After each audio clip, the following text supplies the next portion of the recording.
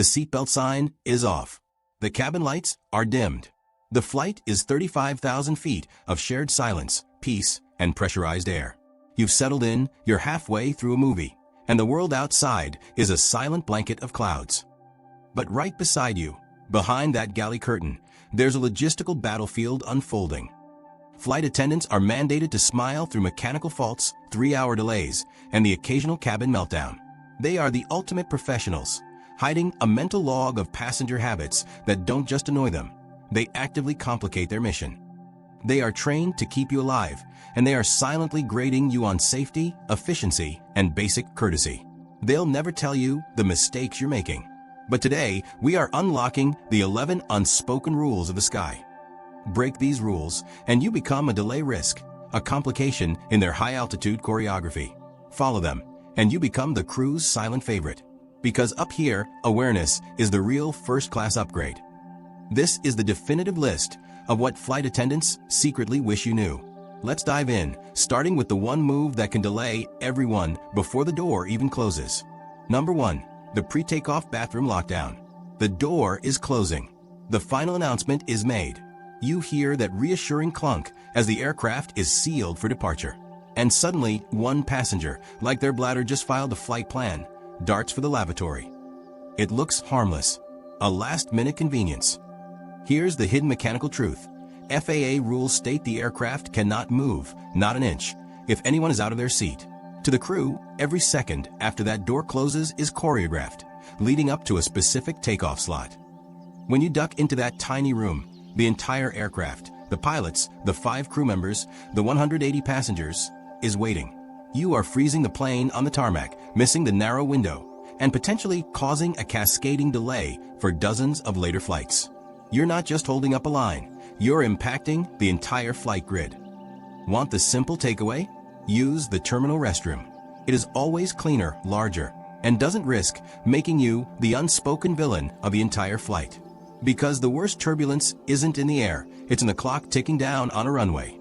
Number 2. The luggage landlord bin hoarders. You've seen them. The boarding line stops dead in the aisle. Why? One person has blocked the flow with a roller bag, a briefcase, and a coat. With no shame whatsoever, they stuff everything into the first overhead bin they see, even though their seat is 10 rows back. To the crew, this isn't just rude. It's a full-blown logistical disaster. Here's the secret. Overhead bins aren't first come, first served. They are a carefully balanced puzzle. Bins must be organized for even weight distribution, and passengers are meant to use the space directly above their own seat. When you hog space up front, it forces the crew to play what they internally call luggage Tetris in the rear. They have to shove, shift, and reorganize while the clock ticks, and the aisle remains clogged. It delays the door closing, and it creates friction among the other passengers, who now have no space left above their rows. Want to win silent respect? Keep it simple. One carry-on, one personal item. Use the underseat space first. And for the love of all things that fly, store your bag above your seat. Nothing makes a flight attendant's life smoother than a passenger who respects shared space. Number 3. The airborne scent attack. You're finally settled in. Seat reclined, movie ready, peace restored. Then it hits. Not turbulence, not jet fuel, but a wall of scent. Spicy takeout, a super garlic sandwich, or perfume that could knock out a small horse. In a sealed metal tube 35,000 feet up, smell travels faster than Wi-Fi. Here's the truth the airline won't print. Cabin air is recycled and highly pressurized. Whatever you open, unwrap, or spray doesn't stay with you. It becomes a shared, inescapable experience. Flight attendants won't say a word, they can't. But behind that professional smile, they're holding their breath, thinking of the poor soul in the next row with allergies or a sensitive stomach. The golden rule of flying? If it wouldn't pass muster at a formal church potluck, it has no business flying. Go neutral. Pack snacks that don't announce their presence, and maybe skip that cloud of body spray before takeoff. Nothing turns a calm flight into collective suffering faster than one passenger turning row 14 into a floating food court. Number 4. The noise-canceling blackout. The service cart is rolling. The movie is at a critical moment. You're deep in your noise-canceling bubble, pretending not to exist. A flight attendant leans in with that practice smile, coffee or tea, and you don't move. You can't hear a thing. What follows is a silent pantomime. Waving hands, awkward pointing, the classic tap on the shoulder. Behind you, the service cart is completely stuck, the aisle is blocked, and 150 passengers are waiting because one person couldn't pause Netflix for 5 seconds. Here's the consequence. Flight attendants have to serve hundreds of people in an aisle that barely fits the cart. Every slow, wordless interaction jams the entire system. It slows the service, causes beverages to get cold, and increases the time the aisle is inaccessible for other needs. The solution is simple. When you see the cart coming, don't pretend you're invisible. Give a glance up, pull one earbud out, and offer a quick yes, please, or no thank you. That small moment of human awareness is the difference between an efficient flow and a mid-aisle traffic jam. Number 5. Unauthorized real estate deals. You've spotted it, the holy grail of air travel. An empty row, 3 glorious, untouched seats calling your name. You flag down an attendant and whisper the magic words, "Mind if I move?" Harmless, right? Not quite. Here's the secret, safety-critical reason. Every seat on a plane isn't just a number. It's part of a precise weight and balance, W&B calculation. On smaller or less full aircraft, shifting just a few bodies can change the entire balance of the plane. This actually affects how the aircraft handles during takeoff and landing. If you move without asking, you are throwing off the crew system and forcing them to choose between following strict FAA W&B rules or playing the bad guy who says no. They may have to radio the ground crew for a new balance sheet. The best move? Ask at the gate before boarding. Once you are in the air, your seat is your kingdom. Treat it like a contract. You chose it, you live with it. Mid-flight real estate deals don't look smart on Instagram. Up here, they just create unnecessary work and a safety hazard. Number 6. Challenging gravity, turbulence daredevils. The seat belt sign dings. A gentle warning that says, sit down, stay safe. And yet, like clockwork, someone decides this is the perfect moment to stand up, open the overhead bin, and start digging for a jacket or, heaven help us, their charging cable. Here's what flight attendants see, a walking accident. When moderate turbulence hits, it doesn't politely tap you on the shoulder. It drops you hard. One unexpected jolt, and that standing passenger turns into a 180-pound bowling ball flying through the aisle. The crew knows this because many have watched passengers slam into carts, fall on others, or sustain injuries that required a medical diversion, all because they ignored a glowing sign. The lesson is simple. The seatbelt light is not a suggestion, it's a survival tool. When it's on, stay seated, period. When it's off, move fast, then sit down again. Up here, physics always wins. And the last place you want to test it is 30,000 feet above the ground with a cup of hot coffee in your hand. Number 7. The emergency call button spam. You're mid-flight, maybe a little bored. The call button starts looking tempting. You press it once, then again, because apparently, those pretzels are urgent. Some passengers treat that little button like a magic wish lamp. Here's what you might not realize. Every time that light goes on, a flight attendant has to stop what they're doing, juggling service carts, running safety checks, or dealing with an actual emergency, and check your seat. They must determine whether it's a life or death situation or just another "I can't find my charger" moment. To the crew, it's not cute, it's chaos. That button is the primary alert system at 35,000 feet. Use it when you truly need something. You're dizzy, a passenger is unwell, you need urgent assistance. But for a second round of pretzels, wait until service rolls by. The call button is not your personal concierge. It's an emergency line. The moment you turn that light into background noise, you've just made the crew less effective for the person who might actually need urgent help. Number 8. Dinner delay decisions. You've had the menu card for an hour. You've read it twice. Then the cart finally rolls up, the flight attendant ready to serve. And that's when you decide to start thinking, what's the difference between the chicken and the pasta? Do you have a secret third option? That sigh you just heard? It wasn't the engine. It was the crew's patience quietly leaving the aircraft.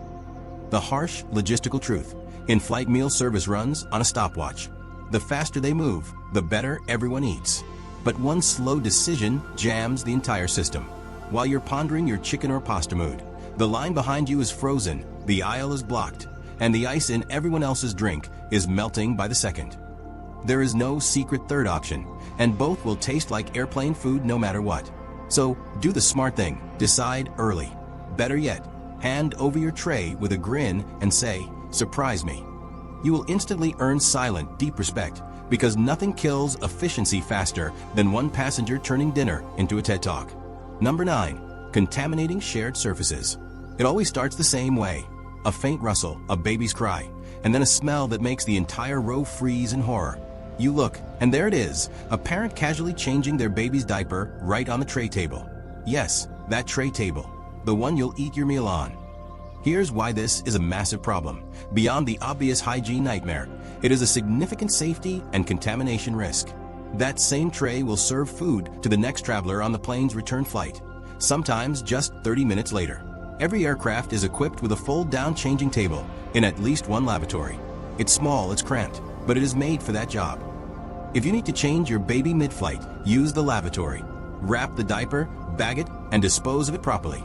And please, never hand a used diaper to a flight attendant like it's part of meal cleanup.